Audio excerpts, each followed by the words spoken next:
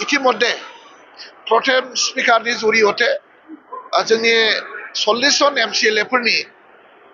जिथुनाखि अथ टेकिं समायखिरा लानाय बे हाबाफारिया जाफुंनानै थांबाय मोजाङै मोजां जाफुंनानै थांबाय दिनैनि दिनाव बेक्तिगत उसुबिदानि थाखाय साथाम मानिजाथाव MCLA बिथांमोना शपथ ग्रहण लानो हायाखिसै बिथांमोननि शपथ ग्रहणा बा समायखिरा लानाया उनाव जागोन आरोखि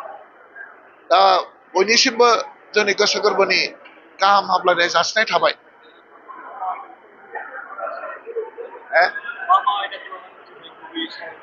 दिनैहाय जेबो माबा गैया आइडिया गैया सावरायनाय आइडिया गैया दा दसे उनावनो जोङो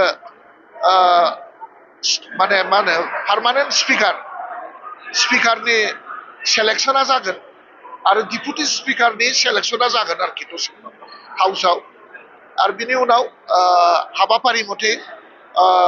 जोंहा जायफोर दिनै बे पृथिबियाव गैला जायफोर जोंखौ नागारनानै इसोरनि खाथियाव थांबाय बिथांमोननि मुङै श्रद्धांजलि जासिनाय हाबाफारि थागोन बेखिनि बे थाबैनो जागोन नोंथांमोना एकदम थाबैनो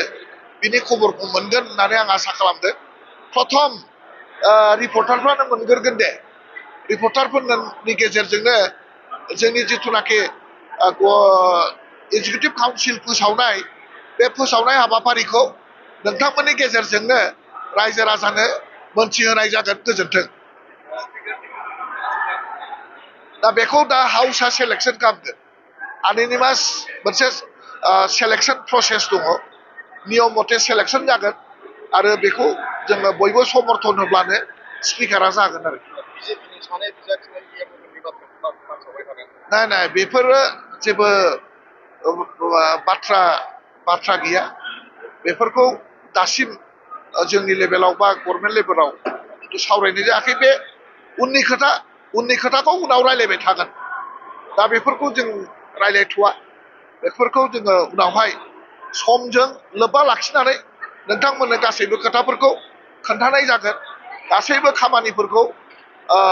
खुला खुलि मावनाय जागोन आरो नोंथांमोननि गेजेरजोंनो गासैबो हाबाफारिफोरखौ बयनोबो खोन्थानाय जागोन आरोखि जाबायना